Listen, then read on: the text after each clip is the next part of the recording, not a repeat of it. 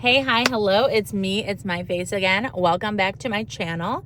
My name is Blaine Elizabeth, and today I'm going to be doing a little poem type thing about gender role reversal. What if women ruled the world? What if women were not afraid to go and walk around at night? What if they just walked around like, I own this fucking town? So I want you to close your eyes and imagine this make-believe world. Obviously, it's not real, but it's just something to think about. Like, if the positions of power were flip-flopped and swapped, what would it be like? I ran this group the other day, and I'm like, ooh, I got to do a video about this. All right. It's a woman's world. You are invited to enter a world in which women are the leaders, the power brokers, the prime movers. Women are the heads of countries, legislators, police departments, courts, corporations, religions, and the media, especially when the important events are covered. Therefore, women are respected, honored, and obeyed. Because they are the leaders and the rulers, women are on the move from morning to night. They own the streets. They can walk alone wherever they want. The city streets, the parks, the country, they take it for granted that they will be safe no matter what. Men, on the other hand, are cautious about venturing alone into the world without their powerful female companions. Especially at night, they are worried about their safety and cautious when they are alone. They lock their doors, they scan their environment for danger when going into their cars or when they are in unfamiliar surroundings. Men who go out alone or in small groups, especially at night, are often subjected to comments from women about their sexual desirability. The obvious biological explanation for the superiority of women is that their genital construction. A female's genitals are compact and internal, protected by her body. A male's genitals are exposed so that he is vulnerable and must be protected from outside attack to ensure he can perform his function of getting a female pregnant. In addition, because the genitals of the males are visible, they invite comparison and ridicule. Even young girls may jeer at boys.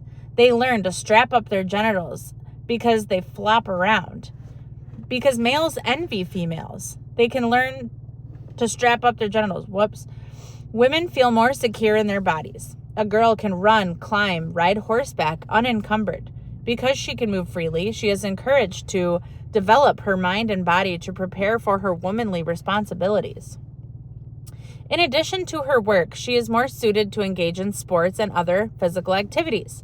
Female athletes are honored and respected way more, and they're role models. Many earn huge incomes. Because girls grow up feeling secure, they learn to be comfortable with and supportive of one another. Women are proud of their achievements, and it gives them an incredible bond. Because women feel secure about their bodies, they aren't focused on how they look. Their clothes are comfortable, they can move around easily. Because males are less secure, they compete with one another for female attention throughout life, and they can be highly emotional. Men are very concerned with staying thin and toned and sexy so that women will be attracted to them, support them, and protect them. They often post photos of themselves looking provocative, so they are subject to cyberbullying. Thus, males are more passive than females and have a desire to be symbolically and physically engulfed by the protected body of women. If a male denies these feelings, he is unconsciously rejecting his masculinity. Therapy is needed for him to adjust to his own nature. Of course, therapy is administered by a woman who has the education and the wisdom to facilitate the male's growth and self-actualization. Because the male needs female protection, historically, men were sold or given to women as helpmates. As the man's natural role as a husband and father, he is taught to fulfill himself through nurturing children and making the home a refuge for the woman. This is only natural to balance the biological role of women, who devotes her body to perpetuating the race through pregnancy. If a woman chooses to have children, they and her husband, if she has one, carry her name. A man longs to be married to a woman who will support him and deliver a girl child to carry on the family name. He knows that if the child first child born is a boy, then he has disappointed her. Women are more financially secure, so they determine the family budget, make financial decisions about how the money is spent. Men provide childcare services so that women's work is rarely interrupted. Men are the daycare teachers, caretakers, and assistants. Their role is nurturing and helping others. Some men work outside the home, of course, but they must find jobs that allow them to balance the responsibilities of caring for children and coordinating the children's activities and transportation, as well as household tasks. This enables women to concentrate on their careers and current events about which their opinions are needed, and on sports or other activities which help them relax after work. Men are often tired from all their roles, but a man knows that it is his responsibility to provide sexual pleasure whenever his woman is in the mood for it and give her space when she is tired or occupied. Of course, there is some criticism for sexism in this society. For example, there are more restrooms for women than men, so busy women never have to wait in line. Medical research has made having a period easy and comfortable for women, as it is important for the survival of the race.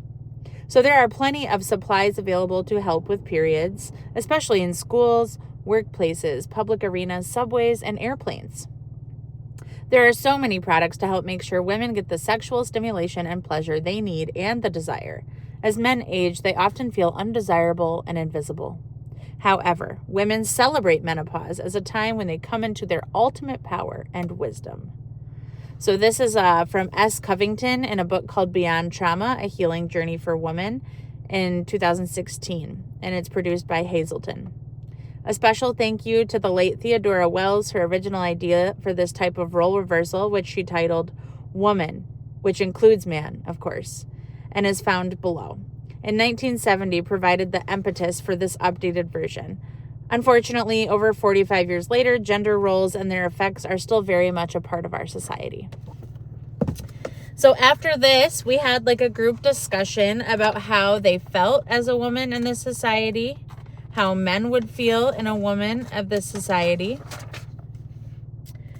and how you think a man might feel. What do you think it would feel like to live in this imaginary world as a man? In the fantasy, who had the most power? Who do you think is at greater risk for depression in this fantasy? Who do you think will have a lower self-esteem? Who is more likely to be considered codependent? Who is more likely to feel guilt and shame about their bodies?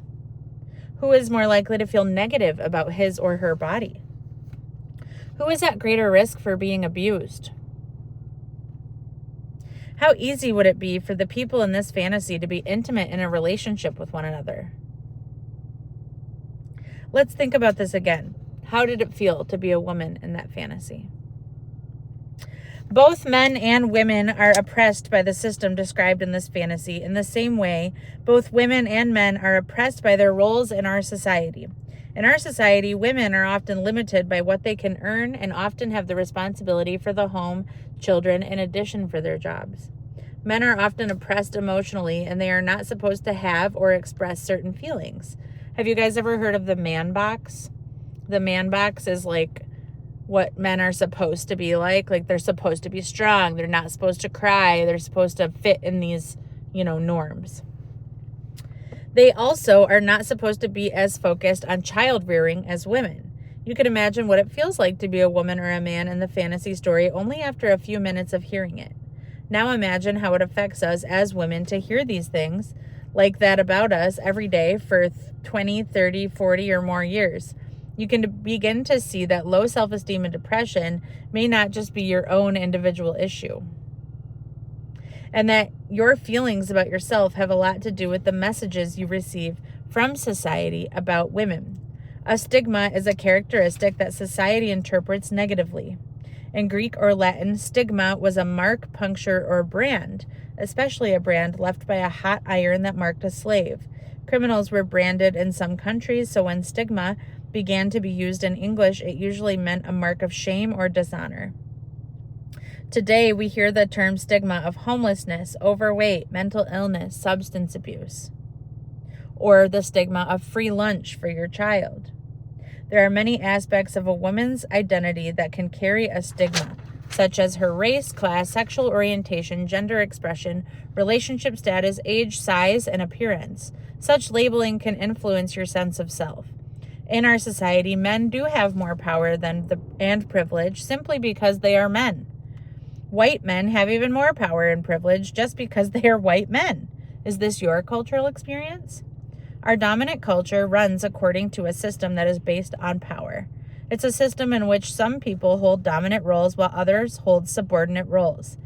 And there's different power and privilege positions. Like, I'm a therapist, so I have power in a position with my clients. English speakers have power over less native English speakers. U.S. citizens have power and privilege over refugees, immigrants. Christians have more power and privilege over atheists, Muslims, Jews, and other people of religions.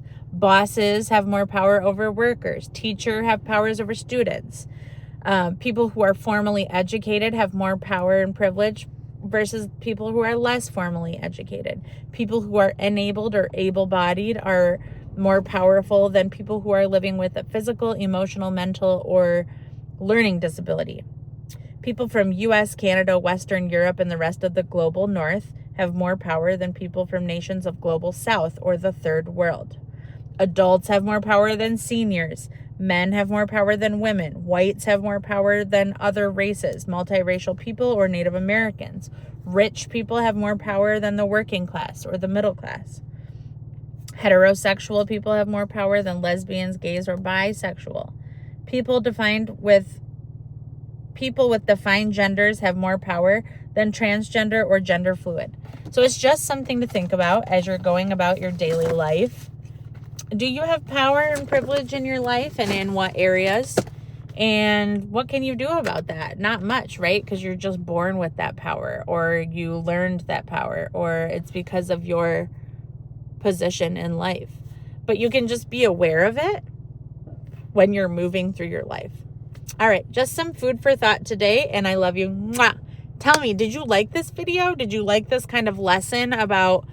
So this is from a book called Helping Women Recover, and it's like understanding trauma and things that we've been through as women.